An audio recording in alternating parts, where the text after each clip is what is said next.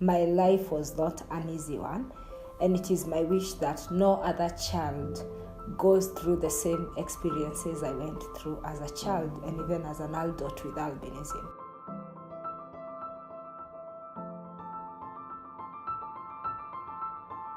I grew up in a tiny village in Kenya, in the central region, in the slopes of Mount Kenya. And I recall I never saw any other person that looked like me. So I stood out in every meeting, in every occasion, in our school, in our church. Like, there was no other person that looked like me. And I knew I was different from when I was very young because of the way people would stare at me, make comments about me. And I remember my grandmother, who raised me up, getting confrontational with a lot of people because of me. So I literally knew something was not right.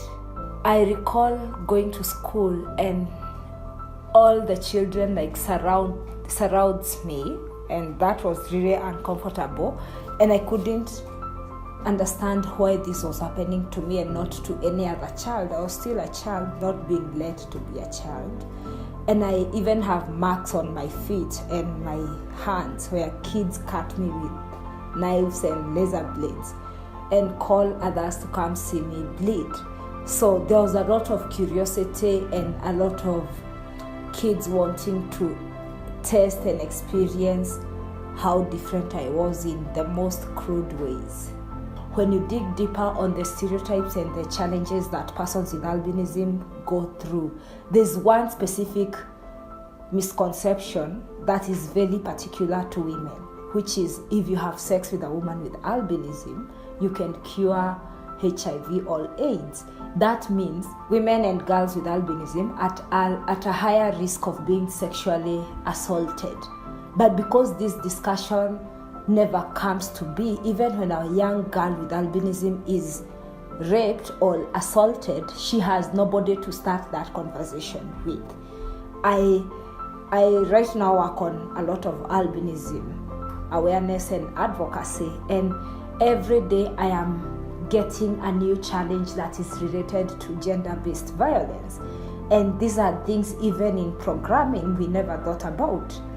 We never looked at it like there could be a woman who has basically been raped, not because she's a woman, but because she's a woman with albinism. So to mitigate those challenges, I started different initiatives on albinism awareness. One of the initiatives is called Positive Exposure, and at Positive Exposure, the initiative focuses more on advocacy using art as a media. So we use photography, we use short documentaries, we use storytelling. We try to use the non-conventional ways of starting the dialogue and keeping the albinism discussion as part of the daily conversations or as part of the agenda that people talk about frequently. The other very amazing initiative that is very close to my heart now is this Club for Albinism. And Club for Albinism is the first project of its kind.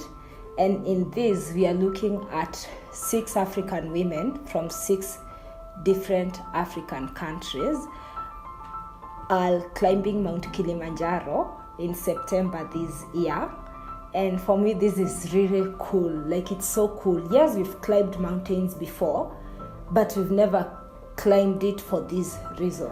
We are climbing Kilimanjaro to raise awareness and amplify the voices of women and girls with albinism.